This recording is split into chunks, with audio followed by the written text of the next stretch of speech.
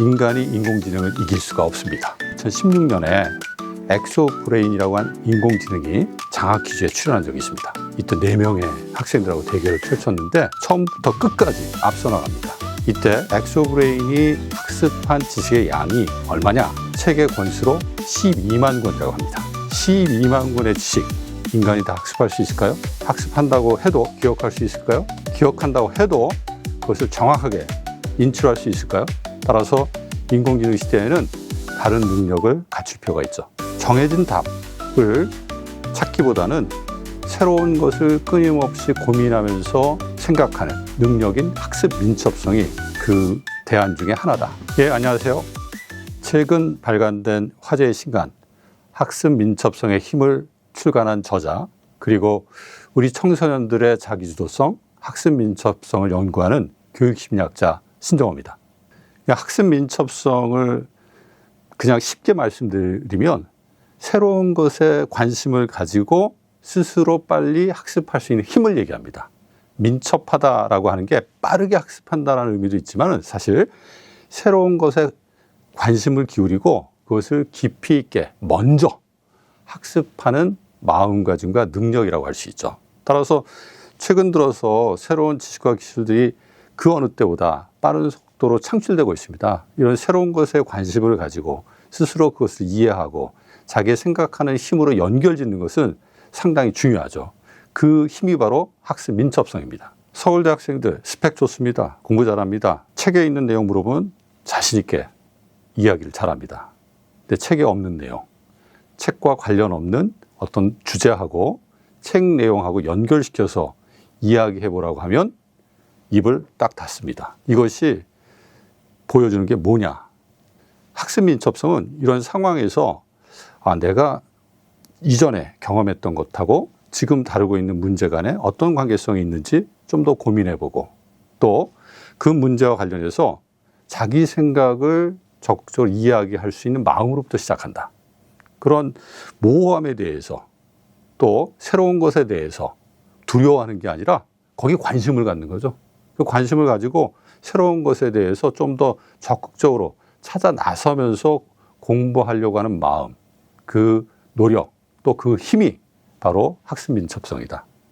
정답이 아닌 새로운 문제를 찾아 나가는 그런 힘이라고도 할 수 있습니다. 공부 잘하는 아이도 두 유형으로 나눠볼 수 있어요. 잘 관리를 받아서 잘하는 친구들. 내가 계획을 짜서 좌충우돌 하는 그런 경험을 통해서 좋은 성취를 갖게 된 아이. 전자는 학습 민첩성이 없다고 할 수 있고 후자는 말 그대로 학습 민첩성이 높은 친구입니다. 공부 잘하는 거하고 학습 민첩성이 높다라고 하는 것은 관련이 있을 수 있지만 어떤 과정을 통해서 좋은 성취를 보이느냐에 따라서 학습 민첩성이 높을 수도 있고 그렇지 않을 수 있다. 잘 관리받아서 학원에서 하라는 대로 그대로 쫓아가면서 일종의 공부를 해온 친구들은 새로운 것에 대한 불안감, 새로운 것에 대한 자신감이 떨어져요. 즉 학습 민첩성이 떨어진다는 얘기입니다. 스스로 뭔가를 하고자 하는 마음이 없어요. 스스로 내가 그 의미를 깊이 있게 이해하려고 하는 자신감, 능력이 떨어져요. 따라서 공부 잘한다? 학습 민첩성이 높다? 아닙니다. 공부 잘하는데 정말 그 공부를 잘하기 위해서 스스로가 고민하고 새로운 것을 자기 스스로 찾아서 공부하고 이런 경험이 누적된 친구, 이런 친구들은 학습 민첩성이 높다고 할 수 있는 거죠. 그렇지 않으면 공부 잘하는 거하고 학습 민첩성하고는 관계가 없을 수 있습니다. 학습 민첩성이 높으면 결국엔 성적도 올라갈까요? 학습 민첩성이 높으면 당연히 공부는 잘할 수밖에 없습니다. 호기심을 가지고 교과서에 있는 내용뿐만 아니라 다른 내용도 찾아보면서 공부를 하는데 그 친구 공부 못할 수가 없습니다. 또 교과 공부뿐만 아니라 우리가 대학 갈 때 면접도 하잖아요. 면접할 때도 다양한 자신의 생각들을 경험해 봤기 때문에 자신 있게 이야기합니다. 정답이 없는 질문에 대해서도 나름대로 자기의 생각을 체계적으로 이야기하려고 하는 힘을 가지고 있다. 따라서 학습 민첩성이라고 하는 것은 계속 개방된 자기의 어떤 세계들을 만들어갈 수 있는 되게 중요한 힘이에요. 그렇기 때문에 글로벌 기업에서도 예를 들어서 구글 같은 데에서도 되게 중요한 채용의 조건 중에 하나가 학습 민첩성입니다. 이미 기업 교육에서는 학습 민첩성이라고 하는 게 되게 중요한 개인의 역량으로 언급되고 있죠. 타고난다? 키울 수 있느냐? 많은 사람이 이런 질문을 하는데 모든 개인의 심리적 역량, 경험들은 사실 어떤 경험을 축적하느냐에 따라서 다르게 형성되는 겁니다. 학습 민첩성도 내가 주변에서 많은 사람하고 대화하고 새로운 것에 관심을 갖게 하고 또 같이 찾아본 것을 공유하는 일련의 경험들이 축적되면 당연히 학습 민첩성의 힘은 커질 수 있는 거죠.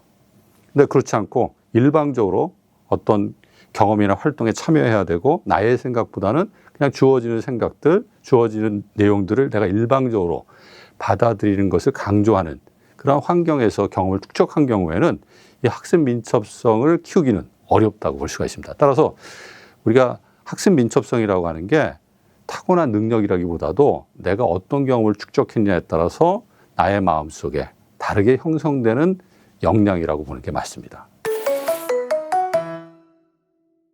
당연히 있죠. 우리 아이가 말을 잘한다. 그리고 새로운 것에 대한 관심을 많이 가지고 있다. 또 질문을 많이 한다. 그러면 학습 민첩성이 높은 겁니다.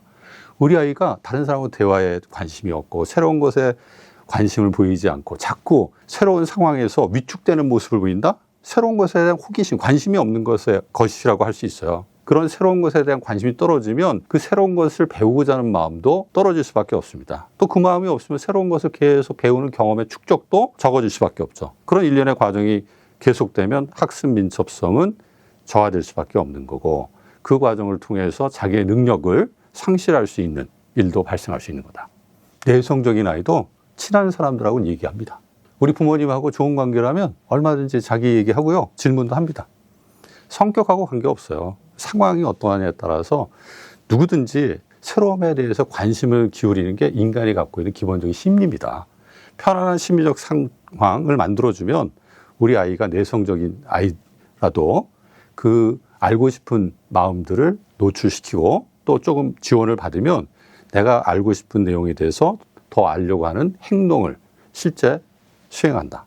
따라서 성격하고 관련성이 있다고 생각할 수도 있지만 그렇지 않다. 어떤 성격이건 간에 그 주변 환경이 아이가 가지고 있는 궁금증, 알고자 하는 마음, 새로운 것에 대한 탐구욕 이런 것들을 지지해 주느냐 그렇지 않느냐에 따라서 사실은 이런 학습 민첩성이라고 하는 게 달리 축적될 수 있는 거죠. 부모님의 역할은 아이들하고 소통을 많이 하는 거예요. 근데 이런 소통을 하시면 안 돼요. 오늘 학교에서 뭐 배웠어? 너 숙제했니? 이건 아이들을 신문하는 대화입니다.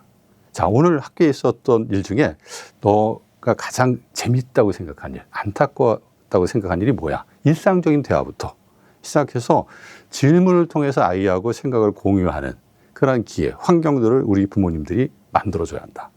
유태인 부모, 한국 부모, 학교 갔다 온 아이에게 던지는 질문이 다르다고 하잖아요. 우리 부모님들은 제가 지금 말씀드린 것처럼 오늘 학교에서 뭐 배웠어? 이런 질문을 한다면 유태인 부모들은 오늘 학교에서 어떤 질문을 했니? 가장 인상 깊은 일이 뭐였니? 자기의 경험, 자기의 생각을 공유하는 질문을 하더라. 우리 자녀들하고 다양한 주제에 대해서 대화할 수 있는 끈을 놓치지 않아야 합니다. 우리 아이들이 자라는 과정을 보면 유치원 때는 대화의 내용이 되게 다양해요. 근데 초등학교, 중학교, 고등학교 계속 올라가면 전부 다 대화의 내용이 뭐로 국한되느냐? 아시겠죠? 공부입니다. 다양한 주제에 대해서 아이의 관심사에 대해서 대화를 할 수 있는 상황, 그 역할을 하게 되면 아이들이 부모님하고 대화하면서 자기가 알고자 하는 마음 또 잃지 않게 되고 또 공부할 때도 스스로가 공부해야겠다는 자기 주도적인 생각도 키울 수가 있는 거예요. 따라서 이 학습 민첩성뿐만 아니라 어떻게 보면 주체로서 우리 아이가 자기의 삶에 대해서 자기의식을 갖도록 하는데 부모님이 대화의 상대자로서 좋은 관계를 만들어주는 것, 이것이 가장 중요하다고 봅니다. 질문의 형태는 단순해도 상관이 없어요. 어떤 질문은 나쁜 질문이 없어요. 하지만 학습 민첩성을 촉진하려면 하지 말아야 될 질문이 있습니다. 누가 언제 어디서 무엇을 어떻게 했나? 즉 정답을 묻는 질문이에요. 이것은 사람을 평가받는 상황에 놓이게 합니다. 그리고 그러한 질문들은 내가 평가받는다는 어떤 심적 경험을 하게 되면 마음의 문을 닫게 만들어요. 마음의 문을 열고 새로운 것을 배우려고 해야 되는데 그런 마음의 문의 어떤 개방성을 위협한다. 따라서 좋은 질문은 어떤 질문이냐면 그런 사실을 묻는 질문이 아니라 다양한 어떤 호기심을 일으킬 수 있는 개방형 질문이 좋다. 예를 들어서 대형 초식동물 어떤 것이 있어? 이렇게 물어보면 호기심이 안 생깁니다. 그냥 코끼리 지금 얘기한 거죠. 기린 뭐 이런 거. 근데 질문을 달리 개방형으로 코끼리, 기린 대형 초식동물이야. 근데 그 큰 애들이 풀만 먹고 어떻게 살까? 그래. 우리가 힘내려면 고기 먹어야 된다는데? 그놈들은 왜 풀만 먹지? 그리고 풀을 먹기 위해서 되게 많이 이동한다고 하는데 그 힘은 어디서 나올까? 이런 질문은 더 알고 싶은 마음을 갖게 해요. 그런 질문을 가지고 책을 보잖아요. 책을 볼 때 그 내용에 대한 경험도 완전히 달라집니다. 수동적으로 아무런 질문 없이 그 책을 보게 되면 그 내용을 내가 파악하는데 그냥 오로지 모든 그 주의력을 집중하게 돼요. 근데 그 질문을 가지고 책을 보게 되면 그 내용을 파악하는 게 중요한 게 아니라 내가 갖고 있는 호기심을 푸는 일련의 과정으로서 그 내용을 깊이 있게 탐색하고 생각하는 다른 경험을 가져다 줘요. 그래서 훨씬 그 책을 읽을 때 또 공부할 때도 마찬가지예요. 재미있습니다. 또 재미있으면 그 내용을 공부한 기억이 어떨까요? 오래 지속됩니다. 우리가 아이가 공부하고 뭐 성적을 학교에서 시험을 통해서 받아왔다 그랬을 때 우리 부모님이 너 몇 점 받아서 너 그거밖에 못해 이렇게 얘기할 수밖에 없지 않느냐라고 말씀하실 수 있어요. 근데 그 이야기가 도움이 될지 한번 냉정하게 생각해 보세요. 그게 당연한 겁니까? 그렇게 할 수밖에 없다라는 게 당연히 그렇게 해야 된다는 것을 의미해요. 그것이 가져다 주는 결과를 생각해 보면 그렇게 하지 말아야 한다라는 생각을 분명 하실 수 있잖아요. 그런 얘기가 나온다라고 생각하는 것 자체가 우리 부모님이 우리 아이를 어떻게 생각하고 있는지를 보여주는 반증일 수도 있다. 그 말이 남기는 우리 아이에게 주는 마음의 상처, 또 그 이후에 우리 아이가 공부나 자기 생활과 관련해서 뭔가 더 열심히 해야겠다라고 하는 책임감을 갖는 데 도움이 되겠느냐? 절대 도움이 되지 않습니다. 부모님이 갖고 있는 마음은 아이에게 그대로 전달이 돼요. 그걸 우리가 정서 감염이라고 합니다. 내가 어떤 마음을 갖고 있느냐에 따라서 우리 아이도 그 마음을 닮아간다. 불안해하잖아요. 아이도 불안해합니다. 자신감이 없어 하잖아요. 아이도 자신감이 없어 해요. 비판하잖아요. 아이도 비판하기 시작합니다. 누구를? 바로 부모님을. 팩트예요. 네, 이건 팩트예요. 아이들은 지금 힘이 없어서 말을 안 할 뿐이지 성장하면서 그 마음의 그 일종의 경험을 그대로 쌓아놓고 있기 때문에 그것이 직간접적으로 나중에 자기의 생활 속에서 드러낼 수밖에 없습니다. 그러니까 사춘기 때 반항하는 아이들도 뭐 심하게 반항하는 아이들은 그 이전에 부모하고의 관계 속에서 가졌던 경험들이 그렇게 긍정적이지 않은 경우가 많습니다. 그러니까 사실 아이는 부모를 바라보면서 성장한다. 부모의 마음을 읽는다라고 하는 것을 꼭 좀 기억하고 내가 어떤 말을 할 때, 행동할 때에도 우리 아이에게 이것이 어떤 메시지로 던져질 것인지를 생각해 보는 게 정말 중요하다.